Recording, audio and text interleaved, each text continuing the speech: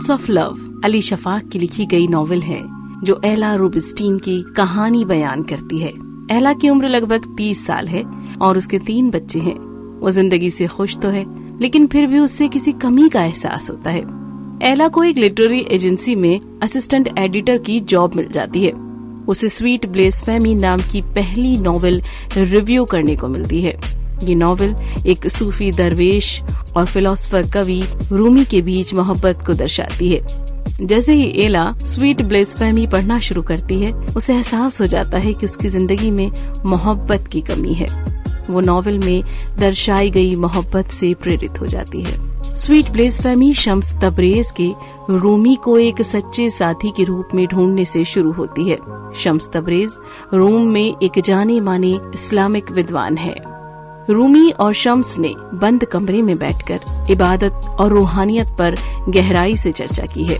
जैसे जैसे एला नॉवेल को आगे पढ़ती जाती है, उसके दिल में लेखक अजीज के लिए एक सॉफ्ट कॉर्नर महसूस होना शुरू हो जाता है और आगे चलकर वो दोनों आपस में ईमेल के जरिए अपनी लाइफ के बारे में एक दूसरे को बताते हैं। इसी दौरान अजीज के रूप में एला प्यार और नुकसान को महसूस करती है। लगातार अलग अलग लोगों से बातचीत करने के बाद और उन्हें समझने के बाद शम्स अपनी बुक में 40 रूल्स ऑफ लव को दर्शाते हैं।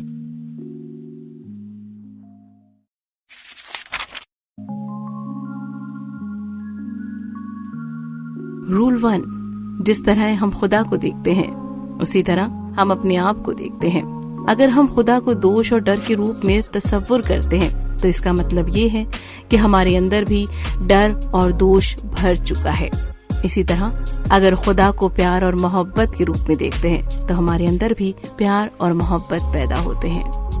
रूल 2, सच्चाई का रास्ता खोजने के लिए हमें दिल की जरूरत है, न कि दिमाग की।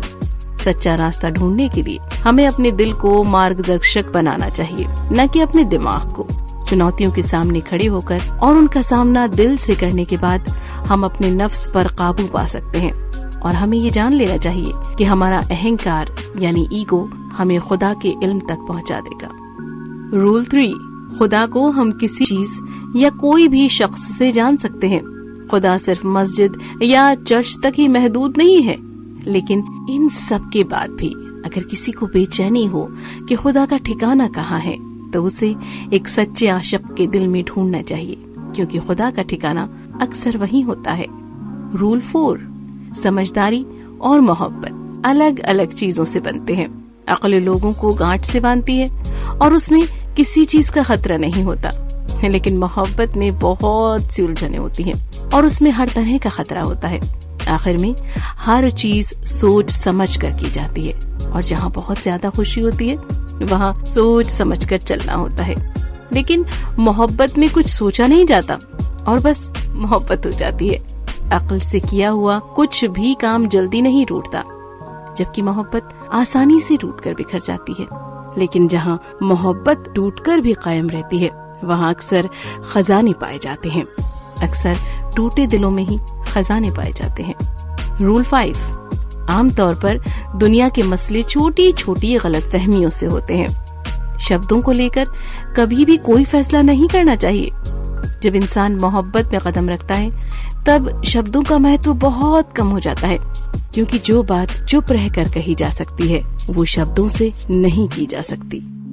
रूल 6, अकेले रहने और अकेले हो जाने में फर्क होता है। जब कोई शख्स अकेला हो जाता है तो उसे इस बात की गलतफहमी होती है कि वो सही रास्ते पर है, लेकिन खुद अपनी मर्जी से अकेले रहना बेहतर है, क्योंकि अकेलापन महसूस किए बिना अकेले रहना बेहतर है।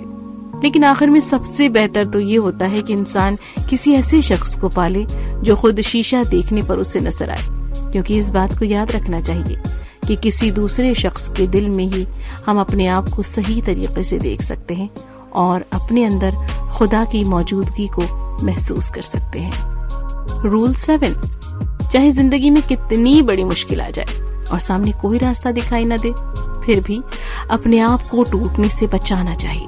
अगर हमें ये भी लगने लगे कि सारे उम्मीद के दरवाजे बंद हो चुके हैं, तब भी खुदा हमारे लिए एक नया उम्मीद का दरवाजा खोलेगा, खास हमारे लिए। हमेशा खुदा का शुक्रगुजार होना चाहिए, क्योंकि शुक्र करना आसान होता है जब सब कुछ ठीक हो, लेकिन मुश्किल वक्त में शुक्र करना बहुत मुश्किल होता है। एक सूफी उन तमाम चीजों के लिए शुक्रगुजार होता है जो उसे खुदा से मिलती हैं, और उनके लिए भी जो उसे नहीं मिली हैं। रूल 8, सब्र करने का मतलब सिर्फ बर्दाश्त करना नहीं होता, बल्कि हालात के अंजाम को सोचना होता है। कांटे देखने के बाद गुलाब को देखना, रात को देखने के बाद सुबह की तरफ देखना, ये सब्र होता है।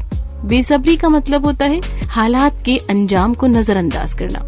खुदा से मोहब्बत करने वालों में कभी सब्र की कमी नहीं होती, और वो चांद के पूरे होने का इंतजार करते हैं। रूल 9, उत्तर, दक्षिण, पश्चिम और पूर्व से कोई फर्क नहीं पड़ता।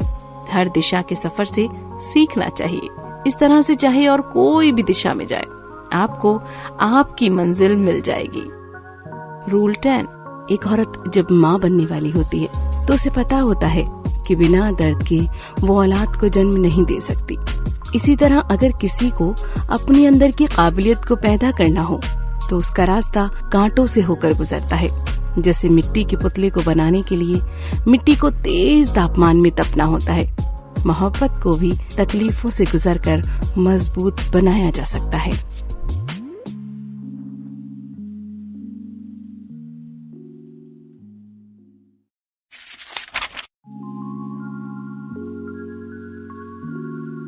रूल 11, मोहब्बत की खोज में इंसान को बदलना पड़ता है। मोहब्बत की खोज उसके लिए नहीं है जो खुद को बदलने के लिए तैयार नहीं है। जैसे ही आप मोहब्बत को ढूंढने निकलते हैं, आप अंदर से बदलना शुरू हो जाते हैं। रूल 12, इस दुनिया में नकली और छोटे गुरु उतने ही हैं जितने कि आसमान में तारे। पावरफुल और खुदगर्ज लोगों को कभी बिना सोचे समझे गुरु नहीं मानना चाहिए। एक सच्चा और आध्यात्मिक गुरु कभी आपसे खुद की बड़ाई करने को या खुद की इज्जत करने को नहीं चाहेगा, बल्कि वो आपको खुद को पसंद करने की और खुद की इज्जत करने की सलाह देगा। वो कांच की तरह पारदर्शी होते हैं, वो खुदा की रोशनी को उनके अंदर से गुजरने देते हैं। रूल 13, आपके रास्तों से नहीं डरना चाहिए, बल्कि उसे अपनाना चाहिए, बल्कि नई जिंदगी को अपने अंदर आने देना चाहिए, और इस बात की फिक्र नहीं करनी चाहिए कि आपकी जिंदगी उलट पलट हो रही है।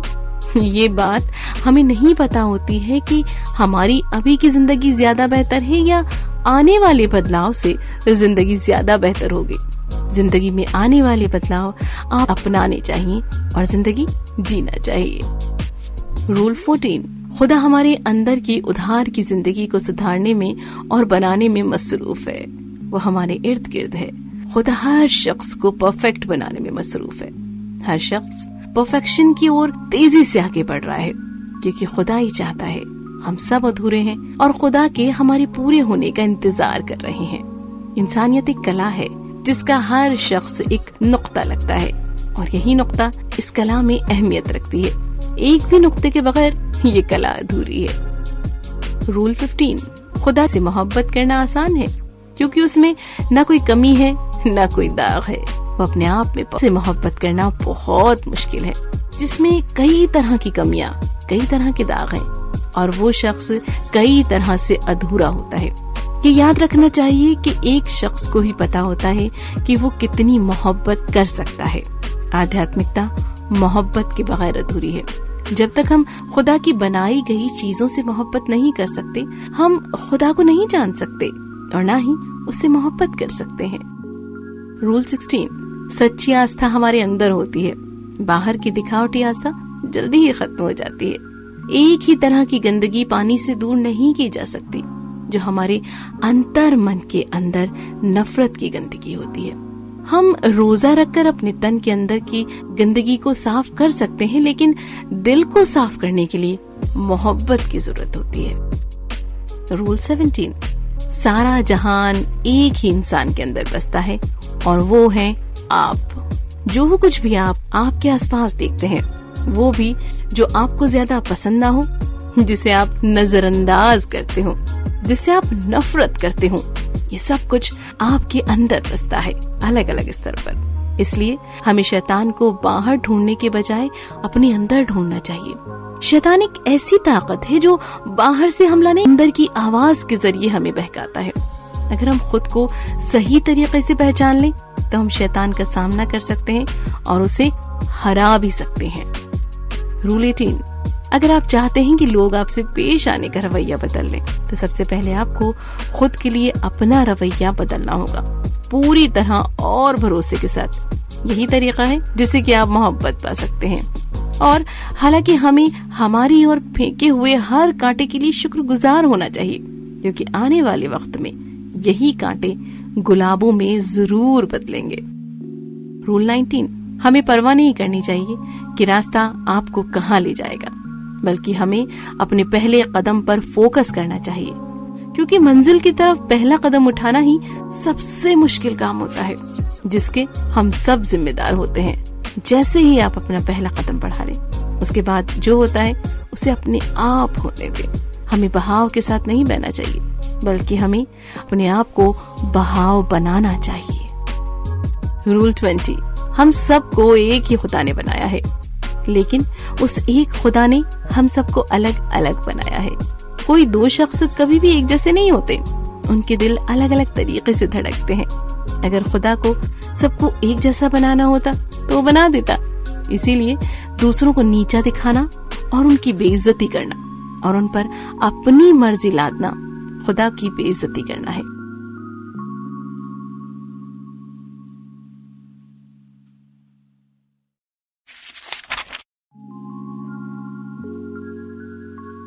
रूल 21, जब कोई शख्स जो खुदा से मोहब्बत करता हो शराब खाने में जाता है तो वो शराब खाने को अपनी इबादत का ठिकाना बना लेता है।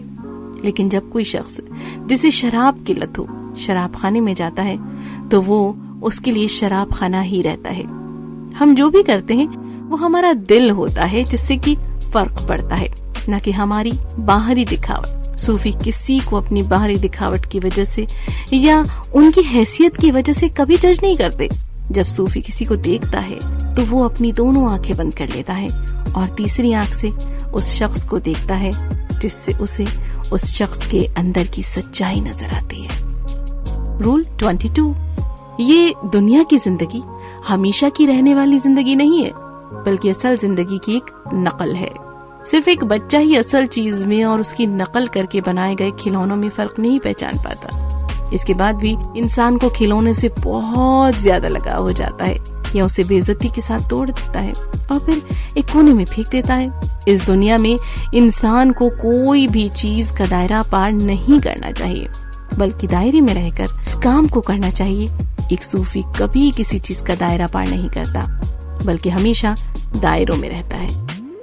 रूल 23, इंसान खुदा की बनाई सबसे नायाब मखलूक है और खुदा ने खुद कहा है कि मैंने इंसान को बनाने के लिए अपनी रूहानियत से उसमें जान फूकी है। हम में से हर एक खुदा का पैगाम दुनिया में फैलाने के लिए इस दुनिया में आया है।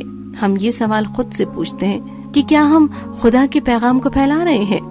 हम सबको अपने अंदर की रूहानियत को खोजना चाहिए और उसके साथ जिंदगी गुजारनी चाहिए। रूल 24, दोज़ख, हेल इस जिंदगी में भी है और जिंदगी के बाद भी है, और इसी तरह जन्नत भी है। हमें दोज़ख की फिक्र नहीं करनी चाहिए और जन्नत में जाने के ख्वाब भी नहीं देखने चाहिए, क्योंकि जन्नत और दोज़ख हर पल में मौजूद है। जब भी हम मोहब्बत बांटते हैं तो हम जन्नत में होते हैं, और जब कभी हम नफरत फैलाते हैं या किसी से लड़ाई करते हैं या जलन को जाहिर करते हैं तो हम दोज़ख में होते हैं। रूल 25, हम में से हर एक अपनी समझ के मुताबिक कुरान की तफसीर करता है। तफसीर करने के 4 तरीके होते हैं।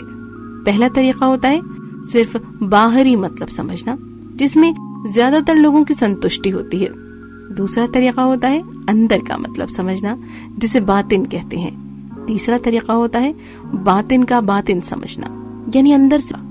और चौथा तरीका इतना गहरा होता है कि उसको अल्फाज में बयान नहीं किया जा सकता।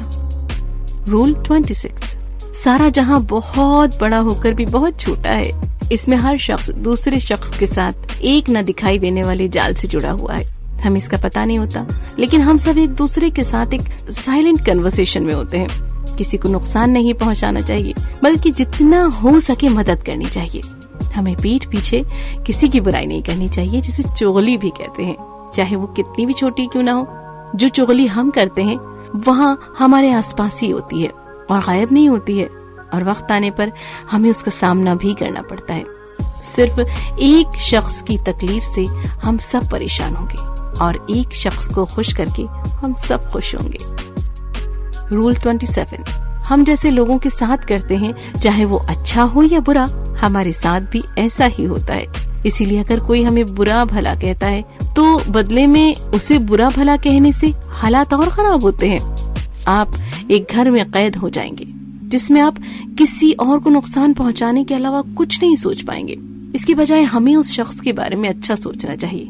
40 दिन लगातार ऐसा करने से आप अंदर से बदल चुके होंगे और आपके अंदर की नफरत की भावना भी खत्म हो चुकी होगी। रूल 28, हमारा अतीत एक इंटरप्रिटेशन है और हमारा भविष्य एक इल्यूजन है। दुनिया समय के साथ आगे नहीं बढ़ती है, बल्कि ऐसा जाहिर होता है जैसे वो एक सीधी लकीर है जो हमारे अतीत से भविष्य की ओर बढ़ रही है। वो वक्त होता है जो हमारे अंदर और बाहर से गुजरता है और हमारे इर्द गिर्द अनेक स्पाइरल बनाता है। एटर्निटी का असल मतलब वक्त का थम जाना नहीं है, बल्कि वक्त को ध्यान से निकाल देना है। अतीत और भविष्य को एक तरफ रख देना चाहिए और वर्तमान में जीना चाहिए। रूल 29, मुकद्दर का मतलब ये नहीं होता कि हमारी जिंदगी में जो होने वाला है सब कुछ पहले से लिखा हुआ है। इसलिए किस्मत पर सब कुछ छोड़ देना और दुनिया के तौर तरीकों में अपनी भागीदारी न देना एक बेवकूफी है। इस जहान का संगीत हर जगह फैला हुआ है और 40 स्तर से बनता है। आपकी किस्मत वो स्तर है जहां आप आपकी धुन बजाते हैं। ये मुमकिन है कि आप आपका उपकरण ना बदल सके, पर जो उपकरण आपके पास है उससे आप कितनी मधुर धुन पैदा करते हैं वो पूरी तरह से आपके ऊपर है। रूल 30, एक सच्चा सूफी वो है जो उसके साथ होने वाले अत्याचारों, हमलों और बुराइयों को सब्र के साथ बर्दाश्त करता है और ये सब करने वाले को बदले में एक शब्द भी बुरा भला नहीं कहता। एक सूफी खुद के साथ होने वाली घटनाओं के लिए कभी किसी को दोषी नहीं ठहराता। कोई दुश्मन कैसे हो सकता है उसका जिसके लिए उसकी दुनिया खुद में बसती हो, और ऐसे शख्स जिसकी दुनिया खुद ना बसती हो उसके लिए कोई दूसरा दोस्त कैसे हो सकता है।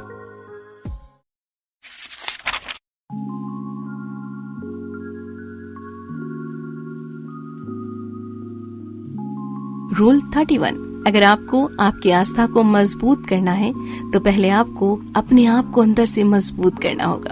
अपनी आस्था को मजबूत बनाने के लिए पहले आपको अपने दिल को एक पंख से भी ज्यादा हल्का और नर्म बनाना होगा। हमारे साथ पेश आने वाली मुसीबत, हर कठिनाई और हर दर्द को हम महसूस करते हैं। हमें खुद गर्ज होने से बचाता है और हमें सिखाता है कि किस तरह मोहब्बत और सहानुभूति बांटनी चाहिए।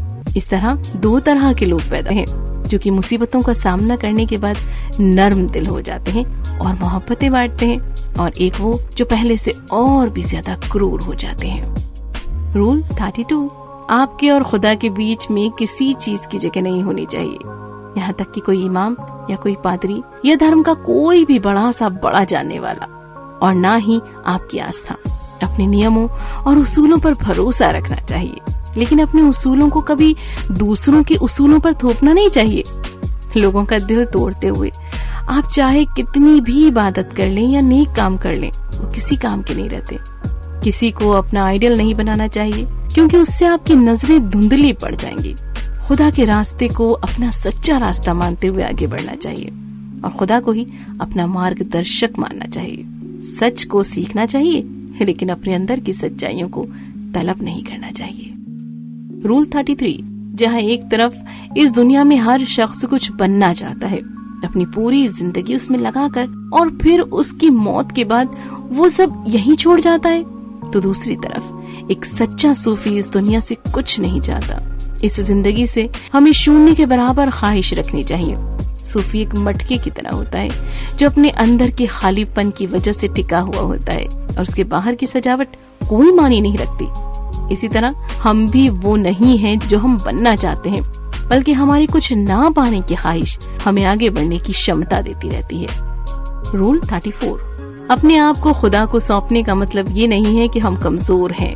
ये हमें ना तो भाग्यवादी बनाता है और ना ही कोई हार मानने की इच्छा जाहिर करने वाला शख्स। खुद को सौंप देना एक सच्ची पावर है, वो पावर जो अंदर से आती है। जो अपने आप को जिंदगी को सौंप देते हैं उन्हें कोई फिक्र नहीं होती और शांति से जिंदगी गुजारते हैं जब सारी दुनिया परेशानियों पर परेशानियों से जूझती है। रूल 35, इस दुनिया में हमें आगे बढ़ने में समानताएं मदद नहीं करती हैं, बल्कि बिल्कुल इसके उलट होता है। हम सबके अंदर असमानताएं मौजूद हैं, इसलिए आस्तिक को आगे बढ़ने के लिए अपने अंदर के नास्तिक का सामना करना पड़ता है। उस नास्तिक को अपने अंदर के छिपे हुए आस्तिक को खोजना चाहिए। उसे तब तक करना चाहिए जब तक वो इंसान एक कामिल, मतलब एक ऐसा इंसान ना बन जाए जिसमें कोई कमी ना हो। रूल 36, क्या दुनिया पारस्परिकता पर चलती है?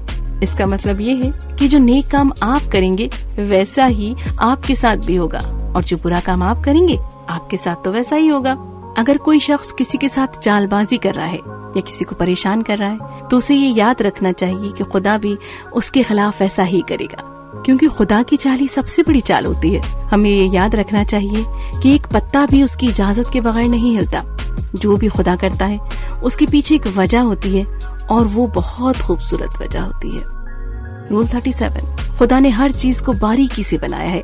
हर चीज अपने वक्त पर अपना काम करती है, खुदा के हुक्म से, ना ही 1 मिनट पहले और ना ही 1 मिनट बाद। इस तरह हर एक का वक्त मुकर्रर है। एक शख्स कब मोहब्बत करेगा और कब इस दुनिया से अलविदा लेगा, इस सब का वक्त मुकर्रर है। रूल 38, हमें खुद से ये सवाल करना चाहिए कि क्या मैं अपने जीने का तौर तरीका बदलना चाहता हूँ? क्या मैं इसके लिए तैयार हूँ? अगर आपका हर दिन पिछले दिन से बेहतर नहीं है तो ये जरूर दुख की बात है। हर पल और हर वक्त पर इंसान को अपने आप को पहले से नया बनाना चाहिए। एक नई जिंदगी में दाखिल होने के लिए हमें मौत के पहले एक बार और मरना पड़ेगा। रूल 39, सिर्फ हमारे अंदर के हिस्से बदलते हैं और हम वैसे ही रहते हैं। एक शख्स जो चोरी करता है उसके मरने के बाद एक और चोर पैदा होता है, और एक आला शख्सियत जो इस दुनिया से रुखसत लेती है उसके मरने के बाद एक और आला शख्सियत पैदा होती है। इस तरह कुछ हमेशा के लिए नहीं रहता और बदलता भी नहीं, और हर सूफी के मरने के बाद एक और सूफी पैदा होता है। रूल 40, एक जिंदगी जिसमें मोहब्बत ना हो उसका कोई वजूद नहीं है। हमें कुछ चाहिए तो ये नहीं पूछना चाहिए कि हमें किस तरह की मोहब्बत चाहिए, रूहानी या जिस्मानी, दक्षिणी या पूर्वी। भाग करने से और भाग पैदा होते हैं। मोहब्बत की कोई परिभाषा नहीं होती, वो जैसी है वैसी ही रहती है। वो पाक और आसान होती है। मोहब्बत जिंदगी का पानी है और मोहब्बत करने वाला आग की रूह है। दुनिया अलग महसूस होती है जब आग और पानी एक दूसरे से मोहब्बत करते हैं।